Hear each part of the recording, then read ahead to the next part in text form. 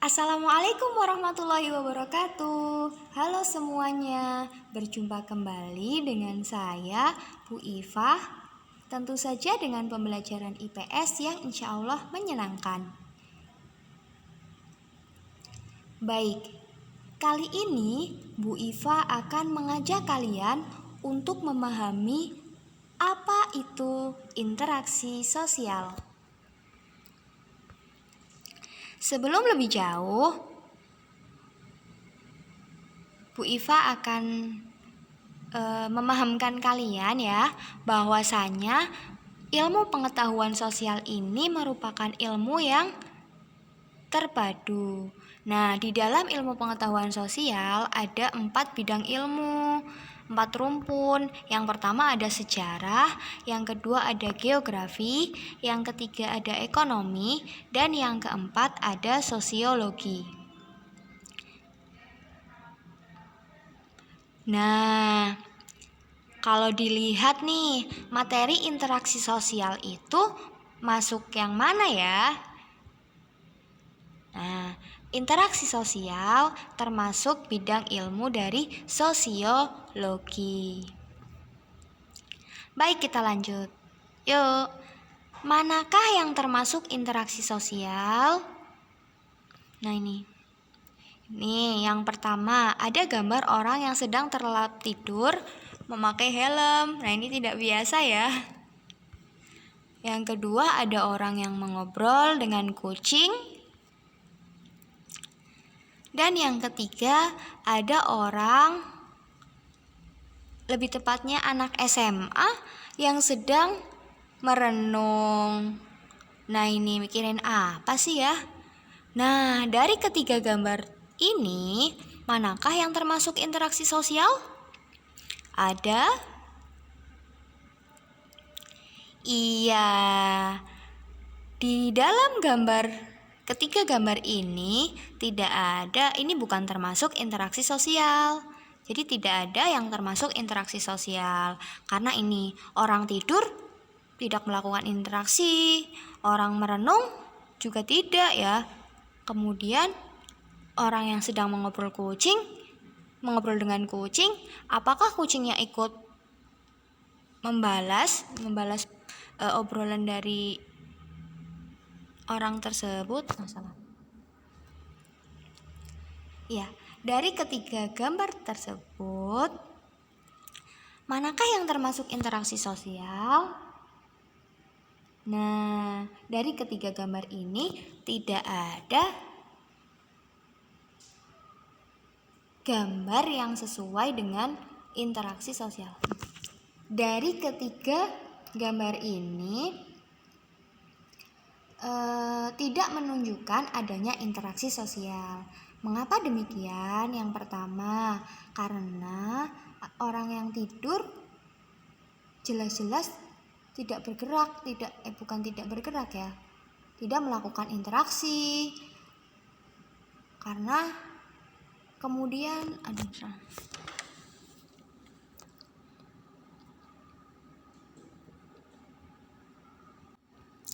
Baik. Nah, dari ketiga gambar ini, adakah yang termasuk interaksi sosial? Ya, ketiga gambar ini tidak menunjukkan adanya interaksi sosial. Yang pertama orang tidur sendirian kan. Nah, tidak sadar dan juga tidak melakukan interaksi. Kemudian ada orang yang mengobrol tapi dengan kucing. Jadi tidak ada respon deh kucingnya. Berarti itu bukan termasuk interaksi sosial. Nah, yang ketiga, ada anak SMA yang termenung, memikirkan sesuatu, dan itu hanya mengobrol dengan pikirannya sendiri. Jadi tidak termasuk interaksi sosial. Selanjutnya, nah ini, apakah ini interaksi sosial? Ini ada orang sedang melakukan wawancara kepada anak-anak remaja yang telah mengikuti ibadah di gereja. Kemudian nih yang kedua, ada kelompok KKN yang mengajari anak-anak kecil di kampung tempat KKN-nya itu untuk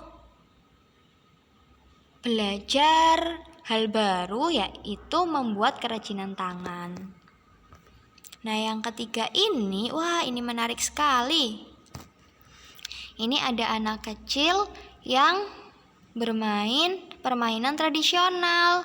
Kalau di tempat Bu Iva sih namanya jengkolan. Nah, dari ketiga gambar ini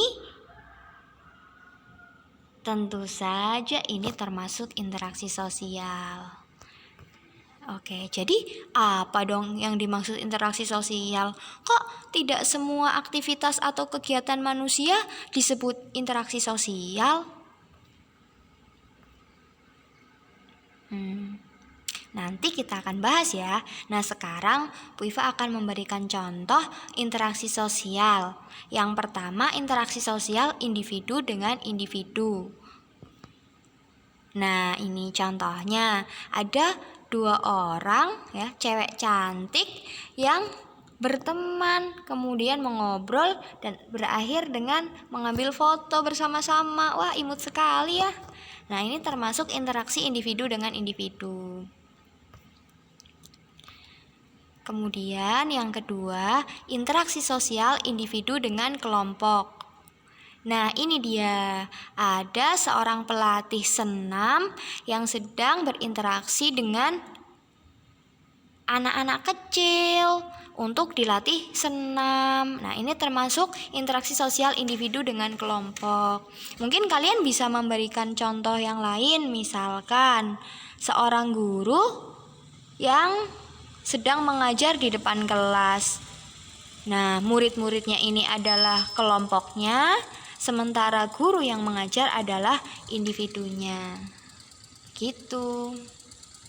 Kemudian ada juga interaksi sosial kelompok dengan kelompok. Interaksi sosial kelompok dengan kelompok ini contohnya. Ini ada pemuda ya, pemuda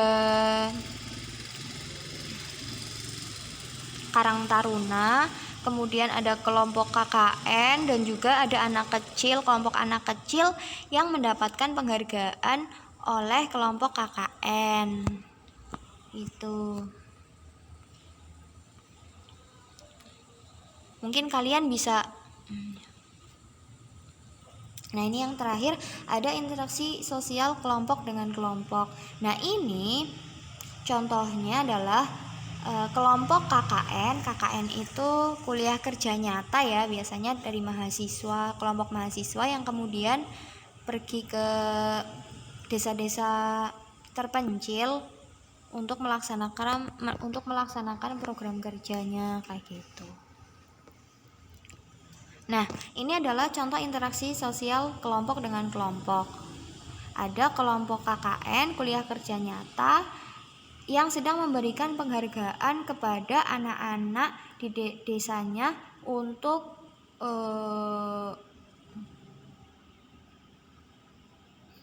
di sini ada kelompok KKN yang sedang memberikan penghargaan kepada kelompok anak-anak ya, karena telah mengikuti berbagai macam perlombaan dan mereka yang menang seperti itu. Mungkin ada juga kita bisa memberikan contoh lain, misalkan interaksi sosial kelompok dengan kelompok. Misal nih, ada perlombaan kelas meeting antara kelas Amru dan kelas Torik misal. Ya, lombanya adalah lomba futsal. Nah, secara tidak langsung mereka itu sedang melakukan interaksi sosial kelompok dengan kelompok.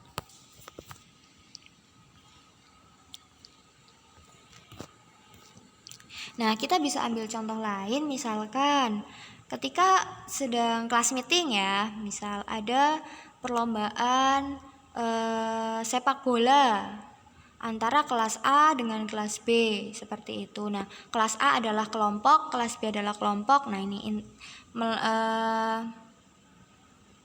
ada interaksi antar kelompok dengan kelompok, seperti itu. Baik, kita lanjut. Nah, ini dia interaksi sosial dan lembaga sosial. Tapi kita lebih ke interaksi sosialnya dulu ya. Nah, ini adalah contoh yang paling tepat. Ini, coba tebak ini siapa?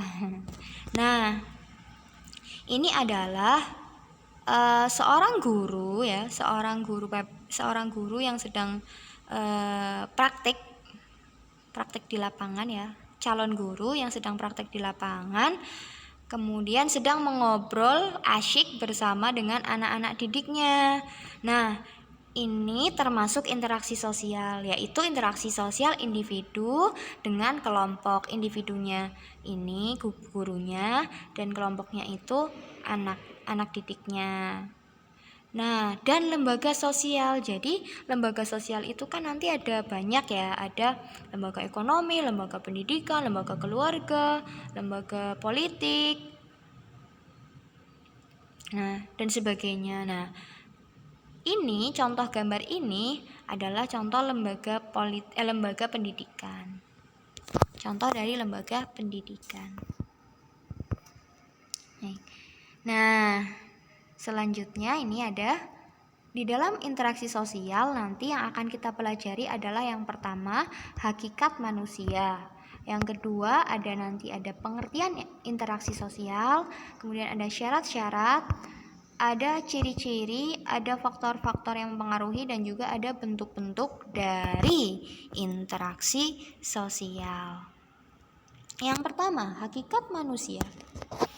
Perlu kita tahu, manusia sejatinya merupakan makhluk individu sekaligus makhluk sosial. Manusia sebagai makhluk sosial berarti bahwa manusia senantiasa hidup bersama dan manusia tidak dapat hidup sendiri tanpa bantuan manusia lainnya. Nah, apakah interaksi sosial itu? Ini pengertiannya. Kalau tadi kita melihat contoh-contohnya, kita langsung ke pengertiannya, kita tembak ya.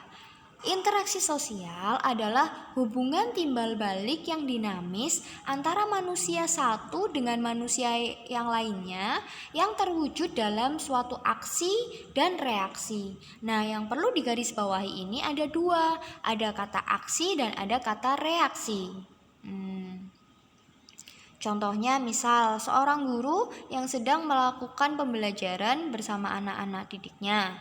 Nah, guru memberikan aksi berupa pertanyaan kepada murid misal. Nah, murid memberikan reaksi atau respon. Nah, berarti keduanya ini sedang melakukan interaksi sosial karena ada aksi dan juga ada reaksi ya, timbal baliknya. Nah, kemudian selanjutnya, syarat-syarat interaksi sosial. Nah, syarat interaksi sosial yang pertama harus ada kontak sosial dan juga yang kedua harus ada komunikasi. Jadi ada dua syarat interaksi sosial. Ada kontak sosial dan juga ada komunikasi. Nah, kontak sosial nanti dibagi menjadi dua ya. Ada kontak sosial primer dan juga ada kontak sosial sekunder. Di dalam komunikasi ya, syarat kedua ada komunikasi juga dibagi jadi dua. Ada komunikasi verbal dan juga ada komunikasi nonverbal. Nah, maksudnya gimana sih? Nah, kontak sosial merupakan hubungan yang bersifat fisik maupun non-fisik ya. Jadi tadi ada primer, ada sekunder. Fisiknya contohnya bisa bersalaman, tatap muka. Non fisiknya bisa melalui surat menyurat, telepon, SMS, chat gitu ya. Nah, ini sama dengan ini. Primer ini contohnya ini kita ketemu langsung. Kalau sekunder berarti tidak langsung, bisa menggunakan media, alat bantu, misalkan WA, ya, telepon atau lain sebagainya. Kemudian yang kedua tadi komunikasi. Komunikasi adalah cara menyampaikan pesan atau informasi agar dapat diterima orang lain. Nah, ada dua ya. Yang pertama ada verbal, komunikasi verbal dan juga komunikasi nonverbal. Nah, yang verbal sendiri ini ya ada bahasa ya. Ada langsung berbicara, ngobrol gitu ya. Verbal. Kalau non verbal lebih kepada isyarat. Misalkan untuk ini kayak orang-orang yang bisa menggunakan isyarat lah ya, bahasa isyarat. Tanpa adanya kedua syarat itu ya, syarat interaksi sosial, ada kontak dan komunikasi, maka interaksi sosial tidak akan terjadi. Oke, kita lanjut ciri-ciri interaksi sosial. Nah, yang perlu kita tekankan sekali lagi adalah bahwa tidak semua tindakan sosial disebut interaksi sosial. Adapun ciri-ciri interaksi sosial adalah yang pertama, ada tujuan tertentu. Misal nih, si A dan si B sedang melakukan interaksi, sedang ngobrol. Apa sih yang diobrolin? Nah, topik apa yang diobrolin itu yang termasuk dari tujuannya gitu kan. Kemudian yang kedua, jumlah pelakunya lebih dari satu orang. Nah, ini kena kalau hanya satu orang berarti bisa jadi dia gila atau dia sedang melakukan monolog ya. Nah, yang selanjutnya berlangsung secara timbal balik. Nah, tadi jadi ada aksi ada reaksi. Nah, interaksi sosial akan berjalan dengan baik ketika misal nih si A adalah orang Indonesia, si B juga orang Indonesia, mereka mengobrol bersama dengan menggunakan bahasa Indonesia. Nah, itu interaksi sosial yang baik gitu kan. Tapi ada juga interaksi yang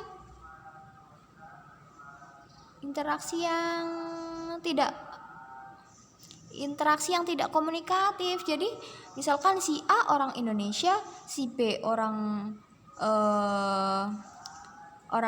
mana ya, orang Zimbabwe gitu ya. Nah, mereka menggunakan bahasa nasionalnya sendiri-sendiri. Nah, tentu mereka tidak akan saling tahu apa informasi apa yang akan disampaikan gitu. Kemudian yang terakhir adalah ada komunikasi menggunakan simbol-simbol yang disepakati. Nah, ini misalkan simbol bahasanya yang dipakai itu sama.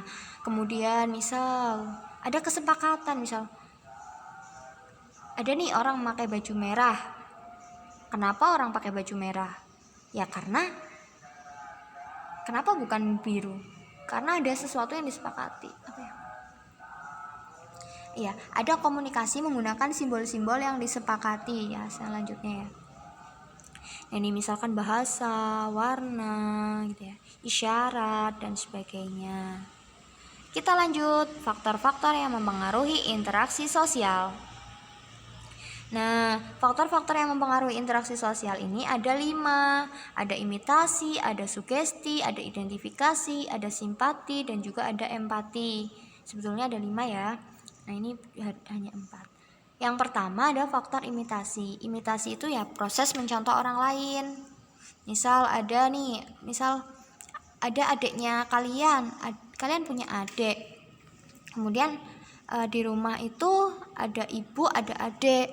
Nah, ibunya sedang masak, adiknya juga ikut masak tapi menggunakan masak-masakan gitu ya, menggunakan alat-alat masak yang tidak membahayakan seperti itu. Nah, itu adalah proses meniru, mencontoh orang lain gitu. Kemudian yang kedua, faktor sugesti. Sugesti yaitu pengaruh yang dapat menggerakkan hati orang. Jadi interaksi sosial apa ya? Contohnya, misal nih orang sakit, kemudian berobat ke rumah sakit. Walaupun obat juga termasuk salah satu yang menyembuhkan, akan tetapi sugesti atau pengaruh dari orang lain ke dalam diri orang yang sakit ya, misalkan dokter kepada orang yang sakit itu juga memberikan pengaruh berupa sugesti tadi gitu. Kemudian misalkan sugesti tim sukses ya, membantu calon pemimpinnya untuk memberikan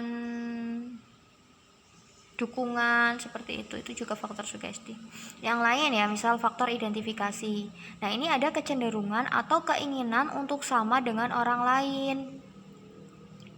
Kecenderungan atau keinginan untuk sama dengan orang lain. Contohnya, ada nih seseorang yang mengidolakan artis misal. Nah, kalau bisa kita mengidolakannya ya Rasulullah gitu kan. Jadi kita berusaha untuk sama dengan Rasulullah gitu. Maksudnya dalam hal akhlaknya ya, mengikuti kayak gitu. Kemudian sunnah-sunnah beliau kayak gitu, kita ikuti. Nah, itu termasuk faktor identifikasi. Ini sangat positif sekali ya. Kemudian yang selanjutnya ada faktor simpati. Nah, simpati ini bukan nama kartu ya. Simpati di sini maksudnya faktor bahwa manusia itu akan ikut merasakan apa yang orang lain sedang rasakan. Contohnya misal ada bencana alam di Palu, gempa dulu ya misal. Nah, kemudian yang di sini yang orang-orang Jawa kemudian merasa kasihan melihat di televisi gitu ya, melihat di layar televisi korban-korban bencananya, kemudian ya Allah kasihan seperti itu. Nah, itu termasuk faktor simpati. Nah, tapi ada lagi yang lebih keren lagi, yaitu faktor empati. Empati itu yang pertama ikut merasakan apa yang orang lain rasakan ya, apa yang orang lain sedang rasakan, dan juga ada tindakannya, ada action lanjutnya kayak gitu, ada kelanjutan aksinya. Contohnya misal nih tadi ada gempa di Palu, kemudian misal kita yang ada di Jawa gitu ya, yang sedang aman-aman saja melihat itu, akhirnya kita berusaha untuk menggalang dana gitu untuk nantinya dikirimkan ke sana, mengirimkan bantuan, sumbangan kayak gitu. Nah, itu termasuk empati. Jadi sudah ada tindakannya. Terus kemudian lagi misal ada si A dan si A, si B dan si C. Mereka berteman. Nah, si A ini jatuh dari got misalkan ya, jatuh ke got pas lagi jalan. Nah, si B itu cuma ketawa-ketawa hahaha gitu. Nah, yang si C itu langsung dengan sigap membantu memapahnya gitu untuk naik lagi kayak gitu. Nah, tindakan si C ini merupakan tindakan atas dasar faktor dari empati. Lanjut ya. Ada bentuk-bentuk interaksi sosial. Yang pertama, jadi ada dua bentuk interaksi sosial. Yang perlu kalian ingat bahwa interaksi sosial ini ada yang asosiatif dan juga ada yang disosiatif. Asosiatif ini lebih mengarah pada kesatuan pandangan. Ya, sementara disosiatif mengarah pada konflik dan perenggangan solidaritas. Nah, ini asosiatif ini contohnya misal ada kerjasama, akomodasi, asimilasi gitu. Nah, di dalam nanti kerjasama juga nanti ada jenis-jenisnya sendiri. Nah, di dalam interaksi sosial tadi ya ada dua bentuk interaksi sosial, ada asosiatif dan juga disosiatif. Nah, asosiatif ini mengarah pada kesatuan pandangan, sementara disosiatif ini lebih mengarah pada konflik dan perenggangan solidaritas atau perpecahan gitu ya.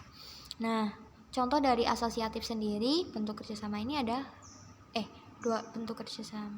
Contoh dari asosiatif sendiri ada kerjasama, akomodasi, asimilasi. Nah, di dalam kerjasama nanti juga ada kooptasi, joint venture, dan sebagainya. Itu. Sementara di disosiatif ada kompetisi atau persaingan, ada kontravensi, dan juga ada pertentangan atau konflik. Kita lihat contohnya. Nah, ini adalah contoh kerjasama. Ada gotong royong ya, membangun jalan. Nah, ini ya, membangun jalan, proses perbaikan jalan. Kemudian ini tadi yang asosiatif ya. Kemudian yang kedua ada kerjasama atau bargaining, tawar menawar. Nah, ini tawar menawar. Nah, ini bisa dilihat gambarnya sudah jelas sekali ya.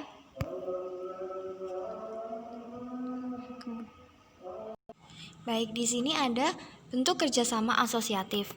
Mari kita lihat contohnya. Yang pertama nih ada kerjasama, gotong royong. Nah, di sini adalah ada gambar masyarakat yang sedang membangun jalan. Nah ini. Lanjut ya, yang kedua adalah bargaining atau tawar menawar. Nah ini sudah jelas ya, dapat dilihat di gambar. Yang ketiga ada kooptasi ya, saling berpendapat ya, bermusyawarah gitu, menghargai pendapat. Kemudian yang ketiga ada kerjasama dalam bentuk koalisi atau gabungan ya. Koalisi itu gabungan aliansi politik. Nah ini contohnya ada koalisi merah putih, ada koalisi merah putih dan juga ada koalisi apa ini. Nah itu. Kemudian kerjasama joint venture, kerjasama bisnis. Dan juga yang selanjutnya ada selain kerjasama tadi ada juga akomodasi. Akomodasi ini adalah usaha meredakan pertentangan atau konflik melalui pihak-pihak yang ditunjuk sebagai penengah, kayak gitu juga bisa. Kemudian ada asimilasi. Ini akomodasi ini bentuknya ada asimilasi ya. Jadi rumusnya gampang, A plus B sama dengan C. Jadi ada peleburan dua budaya menjadi budaya baru. Contohnya ada orang suku Jawa yang menikah dengan orang luar negeri dan mereka menikah kemudian nanti akan menghasilkan budaya baru. Kemudian ada akulturasi. Akulturasi itu rumusnya A plus B sama dengan AB, yaitu gabungan dua budaya menjadi budaya yang punya dua ciri-ciri. Nah ini contohnya ini. Masjid Cengho apa ya ini? Iya, Masjid Cengho di Semarang. Ini ya, jadi ini adalah masjid tapi atapnya masih menggunakan hasil kebudayaan dari Cina ya. Nah ini selanjutnya yaitu disosiatif atau perpecahan. Contohnya kompetisi. Nah ini ada kompetisi lari, memanah gitu ya. Nah ini nanti akan menimbulkan perpecahan, pertentangan atau konflik biasanya gitu. Kemudian ada kontravensi. Nah ini ada yang pro, ada yang kontra gitu kan, tidak memiliki kesepakatan pandangan gitu, akhirnya terjadilah kontravensi ini. Kemudian ada konflik, nih kerusuhan, ada tawuran gitu. Nah itu yang terakhir. Baik, mungkin itu dulu ya yang bisa Bu Iva sampaikan untuk hari ini. Semoga apa yang tadi kita pelajari bisa bermanfaat ya untuk kalian semua. Nah di pertemuan yang akan datang kita nanti akan belajar tentang lembaga sosial. Terima kasih atas perhatiannya. Sampai jumpa di lain waktu. Bu Iva akhiri. Wassalamualaikum warahmatullahi wabarakatuh.